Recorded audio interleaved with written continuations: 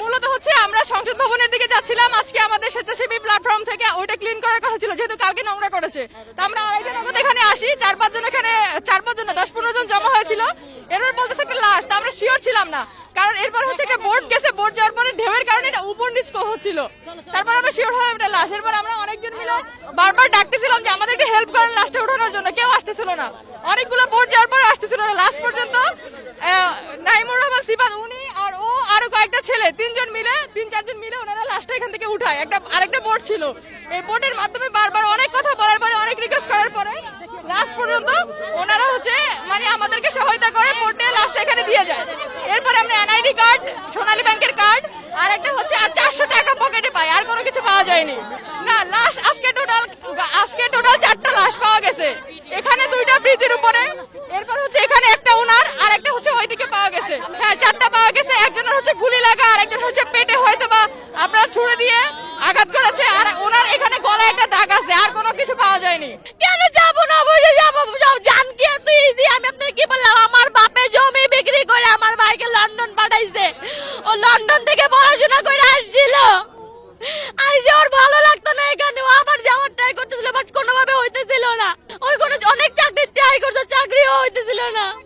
আমার থেকে 15 বছরের বড়, মানে 10 বছরের বড়।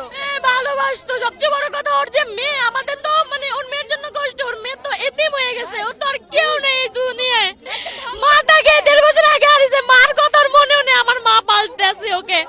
আর বাবা ছিল, বাবাটা এত ভালোবাসতো আমার ভাতিজিকে, যা বলার বাইরে। আড়াইটার দিকে লাশটার সন্ধান পাই।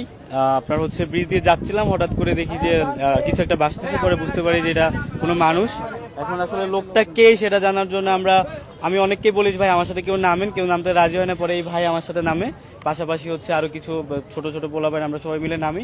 নামার পর ওনাকে যখন আমরা উঠাতে যাই, ওনাকে যখন কলার ধরে এইভাবে দেয়, তখন এইভাবে ছিল উনি, কিন্তু হাতে কোনো বাধা টাধা কিছু দেখতে পাই নাই। পরে আমরা উপরে যখন উঠাই তখন দেখি যে গলায় অনেক আঘাত আছে, হয়তো পাশে দিয়ে মারা হয়েছে কিনা বুঝতে পারি না। পরবর্তীতে ওনার মানিব্যাগ থেকে আমরা ওনার এই আইডি কার্ডটা পাই। এই আইডি কার্ডটাতে ওনার নাম হচ্ছে বাপ্পি আহমেদ, উনি হচ্ছে মিরপুরের বাসিন্দা, মিরপুর 11।